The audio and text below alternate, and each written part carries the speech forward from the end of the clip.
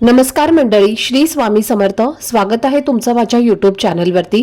आजचा दिवस तुम्हा सर्वांना खूप छान, सुखाचा, आनंदाचा आणि समाधानाचा जाऊ देत, हीच मी स्वामींच्या चरणी प्रार्थना करते आणि आजच्या या नवीन व्हिडिओला सुरुवात करते. पण त्या अगोदर तुम्ही माझ्या चॅनलवरती जर नवीन असाल तर चॅनलला पण लगेच सबस्क्राईब करा आणि कमेंटमध्ये श्री स्वामी समर्थ लिहायला अजिबात विसरू नका. येत्या 13 जानेवारीला म्हणजेच मंगळवारी आपण भोगी आणि मकर संक्रांतीचा पवित्र सण साजरा करणार आहोत. आणि हा सण एकूण 3 दिवसांचा असतो, ज्यामध्ये संक्रांतीचा एक दिवस आधी येणारा भोगीचा दिवस खूप खास आणि धार्मिकदृष्ट्या अत्यंत महत्त्वाचा मानला जातो. कारण या दिवशी प्रत्येक घरात पारंपरिक पद्धतीने भोगीची भाजी म्हणजेच खेंगट तयार केली जाते. तसेच तीळ मिसळलेली बाजरीची भाकरी करून ती देवांना नैवेद्य म्हणून अर्पण केली जाते. असं सांगितलं जातं की या भोगीच्या नैवेद्याचं फार मोठं आध्यात्मिक महत्त्व आहे. कारण या दिवशी जर आपण श्रद्धेने तीळ मिश्रित भाकरी आणि भोगीची भाजी देवांना अर्पण केली तर आपल्या आयुष्यातील जुनी वाईट कर्म, अडचणी, भोग आणि संकट हळूहळू दूर होतात. मनाला शांती मिळते आणि मनातल्या इच्छा पूर्ण होण्याचा मार्ग मोकळा होतो. म्हणूनच भोगी हा सण प्रत्येक घरात खूप आनंदाने, समाधानाने आणि उत्साहात साजरा केला जातो. या दिवशी खास करून इंद्रदेवाची आठवण काढली जाते. कारण वर्षभर आपल्या शेतात भरपूर पीक यावं, घरात समृद्धी नांदावी आणि कष्टाचं चीज व्हावं, यासाठी शेतकरी वर्गासह प्रत्येक जण मनापासून इंद्रदेवाला प्रार्थना करतो. आणि इतकं महत्त्व या दिवसाला दिलं जातं की धार्मिक मान्यतेनुसार या दिवशी स्वर्गाचे दरवाजे सुद्धा उघडतात असंही म्हटलं जातं. तर मंडळी, भोगी हा दिवस धार्मिकदृष्ट्या इतका प्रभावी मानला जातो की या दिवशी काही खास उपाय आणि सेवा केल्या तर त्याचे परिणाम खूप लवकर दिसून येतात.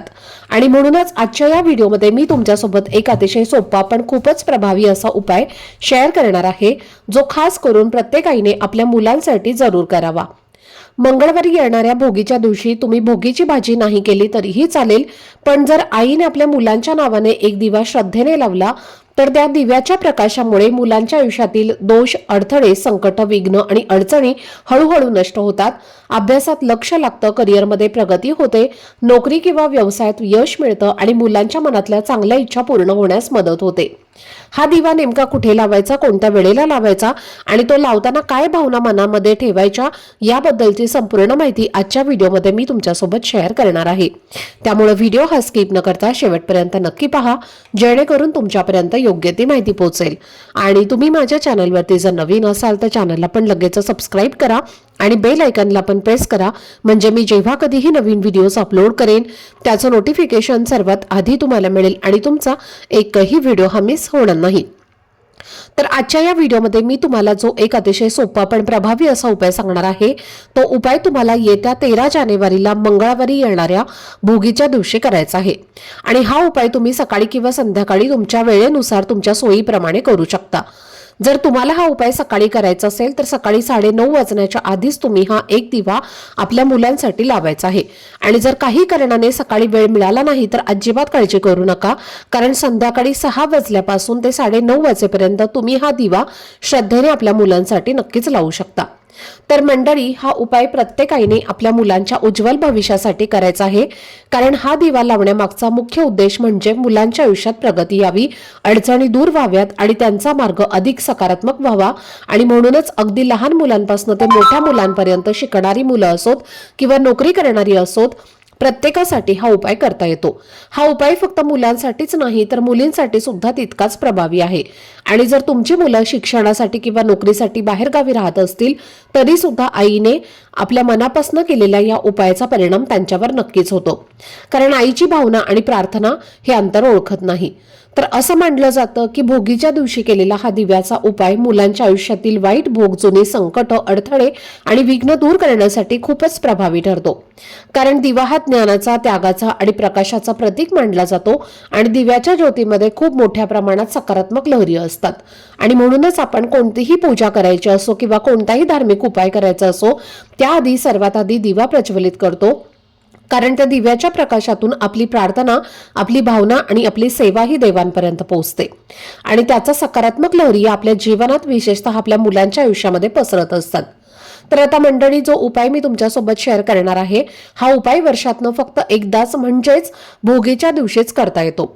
आणि हा उपाय विशेष करून अशा पालकांसाठी खूप उपयुक्त मानला जातो ज्यांच्या घरात लहान मुलं सतत हट्टीपणा करतात, चिडचिडेपणा करतात, सांगितलेली गोष्ट ऐकत नाहीत किंवा सतत रडारड आणि किरकिर करतात. तसेच जर मोठी मुलं असतील आणि त्यांचा अभ्यासात मन लागत नसेल, मेहनत करूनही त्यांना यश मिळत नसेल, शिकून सुद्धा त्यांना मनासारखी नोकरी मिळत नसेल किंवा लग्नाच्या वयाचे मुलामुलींचे विवाह योग जुळून येत नसतील किंवा काही मुलांना चुकीच्या सवयी लागू झालेल्या असतील किंवा मुलांमध्ये आत्मविश्वासाची कमतरता असेल, तर जरी मुलं हुशार असली तरी मनामध्ये भीती, न्यूनगंड किंवा असुरक्षितता वाटत असेल, तर अशा सर्व परिस्थितीत हा दिव्याचा उपाय खूपच उपयोगी ठरतो. आणि म्हणूनच सांगितल्याप्रमाणे हा दिवा तुम्ही भोगीच्या दिवशी सकाळी 9:30 वाजण्याच्या आधी किंवा संध्याकाळी 6 वाजल्यापासून ते 9:30 वाजेपर्यंत लावायचा आहे. कारण या वेळेत सकारात्मक लहरी या खूप मोठ्या प्रमाणात सक्रिय असतात आणि म्हणूनच आपण देवघरातल्या देवांची पूजा देखील नेहमी सकाळी आणि संध्याकाळी करत असतो. तर याच वेळेत हा उपाय केला तर त्याचा परिणाम अधिक चांगला आणि लवकर दिसून येतो. आता हा उपाय करण्यासाठी तुम्हाला भोगीच्या दिवशी सकाळी लवकर उठायचं आहे आणि या दिवशी प्रत्येकाने अभ्यंग स्नान करायचं असतं. प्रत्येकाने आंघोळीच्या पाण्यामध्ये चिमूटभर पांढरे तीळ, थोडीशी हळद टाकून तुम्हाला स्नान करायचं आहे. मुलांना सुद्धा आंघोळ घालताना या 2 वस्तू मुलांच्या आंघोळीच्या पाण्यामध्ये टाकायच्या आहेत. याचं धार्मिक महत्व सुद्धा आहे आणि वैज्ञानिक दृष्ट्या सुद्धा याचं महत्व जे आहे तर ते सांगितलं जातं. तीळ जे असतात तर ते दारिद्र्यनाशक मानले जातात. तीळ टाकून स्नान केल्याने आपल्यामधली वाईट कर्म, वाईट भोग, नकारात्मकता ही दूर होते. आपलं शरीर शुद्ध आणि पवित्र होत असतं. म्हणून प्रत्येकाने या दिवशी या 2 वस्तू आंघोळीच्या पाण्यामध्ये टाकून स्नान करायचं आहे. अगदी लहान मुलांपासून ते मोठ्यांपर्यंत सर्वांनी हे स्वच्छ स्नान करून झालं की सर्वप्रथम तुम्हाला सूर्यदेवाला जल अर्पण करायचं आहे. भोगी, संक्रांत आणि किंक्रांत या तिन्ही दिवशी तुम्हाला सूर्यदेवाला जल हे अर्पण करायचंच आहे. कारण सूर्याचं स्थान हे आपल्या आयुष्यामध्ये खूप मोठं आहे. सूर्यदेव नसतेच तर पृथ्वीवरती सगळीकडे अंधारच असता, उजेड हा कधीच झाला नसता. आणि आपण संक्रांतीला खास करून सूर्यदेवाची पूजा करत असतो आणि म्हणून तुम्हाला सर्वप्रथम स्वच्छ स्नान केलं की लगेच सूर्यदेवांना जल हे अर्पण करायचं आहे. जल अर्पण करत असताना सुद्धा त्यामध्ये तुम्हाला काळे तीळ किंवा पांढरे तीळ टाकून हे जल अर्पण करायचं आहे आणि त्यानंतर तुमच्या देवघरातल्या देवांची विधिवत तुम्हाला पूजा करून घ्यायची आहे. या दिवशी देवांना स्वच्छ स्नान घालायचं आहे. धूपदीप अगरबत्ती लावून वातावरण हे प्रसन्न करायचं आहे आणि त्यानंतर तुम्ही मुलांसाठी हा उपाय करायचा आहे. किंवा तुम्ही संध्याकाळी हा उपाय करणार असाल तर संध्याकाळी सुद्धा तुम्हाला सर्वप्रथम देवघरामध्ये दिवा लावायचा आहे. मुख्य प्रवेशद्वारावरती दिवा लावायचा आहे आणि त्यानंतर हा उपाय तुम्हाला करायचा आहे. आता हा उपाय करण्यासाठी तुम्हाला एक कणकेचा दिवा लागणार आहे. थोडंसं गव्हाचं कणिक मळायचं आहे आणि त्या कणकेचा तुम्हाला एक दिवा तयार करायचा आहे. कणकेचाच दिवा तुम्ही घेण्याचा प्रयत्न करा. कणकेचा दिवा नाही शक्य झालं तर मग तुम्ही मातीची पणती सुद्धा घेऊ शकता. आता कणकेचा दिवा बनवत असताना त्यामध्ये थोडीशी हळद सुद्धा टाका. थोडासा पिवळा रंग त्या दिव्याला येईल एवढी हळद तुम्हाला त्या कणकेमध्ये टाकायची आहे आणि त्याचा एक दिवा तुम्हाला तयार करायचा आहे. त्यानंतर काय करायचं आहे तर हळद, कुंकू आणि पाणी मिक्स करून एका प्लेटमध्ये तुम्हाला स्वस्तिक काढायचं आहे. स्वस्तिकामधले 4 बिंदू आणि साईडच्या 2 लाईन सुद्धा तुम्हाला काढायच्या आहेत आणि त्या स्वस्तिकावरती मधोमध तुम्हाला एक चिमूटभर पांढरे तांदूळ ठेवायचे आहेत आणि त्या तांदळामध्ये सुद्धा हळदी कुंकू टाकायचं आहे आणि त्यावर तुम्हाला हा दिवा जो आहे तर तो ठेवायचा आहे. या दिव्यामध्ये तुम्हाला तेल घालायचं आहे. मोहरीचं तेल तुम्हाला तुमच्याकडे असेल तर तेच घाला आणि जर तुमच्याकडे मोहरीचं तेल नसेल तर साधं तेल जे तुमच्याकडे असेल ते या तुम्हाला दिव्यामध्ये घालायचं आहे.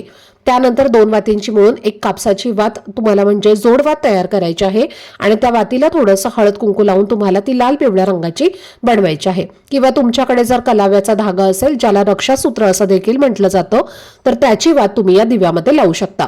रक्षासूत्राची वात असेल तर अतिशय उत्तम, त्यामुळे आपल्या मुलांची रक्षा होत असते आणि म्हणूनच रक्षासूत्राचा धागा असेल तर तो लावा. नसेल तर मग वातीला थोडंसं हळद कुंकू लावून ती लाल पिवळी करून त्या दिव्यामध्ये लावायची आहे आणि त्यानंतर हा दिवा तुम्हाला तुमच्या देवघरासमोर ठेवून तो प्रज्वलित करायचा आहे. आणि दिव्यामध्ये तुम्हाला थोडेसे पांढरे तीळ टाकायचे आहेत, 5 काळे मिरे टाकायचे आहेत. जे काळे मिरे आपण स्वयंपाकघरामध्ये वापरतो तेच 5 काळे मिरे तुम्हाला या दिव्यामध्ये टाकायचे आहेत आणि त्यानंतर दिव्याला हळद कुंकू, अक्षदा, फुलं अर्पण करायचे आहेत. धूपदीप अगरबत्ती ओवाळून घ्यायची आहे आणि त्यानंतर हा दिवा तुम्हाला तुमच्या मुलांवरनं ओवाळून घ्यायचा आहे. ज्या प्रकारे आपण आपल्या मुलांचा औक्षण करतो तसेच तुम्हाला आपल्या मुलांच्या कपाळावरती गंध सुद्धा लावून घ्यायचा आहे आणि हा दिवा हा जो आहे तर तो आपल्या मुलांवरनं ओवाळून घ्यायचा आहे आणि पुन्हा आपल्या देवघरामध्ये हा दिवा ठेवून द्यायचा आहे. आणि त्यानंतर तिथेच तुम्हाला देवघरासमोर बसून एक वेळेला हनुमान चालिसेचं पठण करायचं आहे. तुमची मुलं जर मोठी असतील, त्यांना लिहिता वाचता येत असेल, तर मुलांकडनं तुम्हाला हे पठण करून घ्यायचं आहे किंवा आई वडिलांनी आपल्या मुलांसाठी हे सेवा केली तरी सुद्धा चालेल. त्यानंतर दुसऱ्या दिवशी हा दिवा उचलून तुम्हाला एखाद्या मोठ्या झाडाखाली नेऊन ठेवायचा आहे. तिथे असणारे पक्षी, कीटक, मुंग्या हा दिवा खाऊन जातील. आणि हा दिवा ठेवताना थोडासा खड्डा तयार करा आणि तिथे तुम्हाला हा दिवा पुरून ठेवायचा आहे. फक्त दिव्यामधला थोडासा भाग उघडा राहील अशा पद्धतीने हा दिवा ठेवा, जेणेकरून मुंग्यांना किंवा पक्ष्यांना तो दिसेल आणि त्यातून सुद्धा आपल्याकडनं एक प्रकारचं दान हे होत असतं. आता तुमच्या घरात 2 मुलं असतील तर मग 2 दिवे बनवायचे का, तर नाही, एकच दिवा तुम्हाला बनवायचा आहे आणि सर्व मुलांना त्याच दिव्याने तुम्हाला ओवाळून घ्यायचं आहे. आणि अशा पद्धतीने हा उपाय तुम्हाला करायचा आहे. तुमची मुलं बाहेरगावी शिकायला असतील तर मग तुम्ही काय करू शकता, तर मुलांना तुम्ही व्हिडिओ कॉल करायचा आहे आणि त्यांच्यावरनं हा तुम्हाला दिवा औक्षण करून घ्यायचा आहे, म्हणजेच ओवाळून घ्यायचा आहे. तर हा उपाय तुम्ही नक्की भोगीच्या दिवशी आपल्या मुलांसाठी करायचा आहे. त्यामुळे नक्कीच मुलांचे वाईट भोग, संकट दूर होऊन त्यांची प्रत्येक क्षेत्रामध्ये प्रगती होईल. आजचा हा व्हिडिओ जर तुम्हाला आवडला असेल, माहितीपूर्ण वाटला असेल, तर व्हिडिओला लाईक, शेअर आणि चॅनलला सबस्क्राईब नक्की करा. भेटूयात पुढच्या व्हिडिओमध्ये. तोपर्यंत सर्वांना श्री स्वामी समर्थ.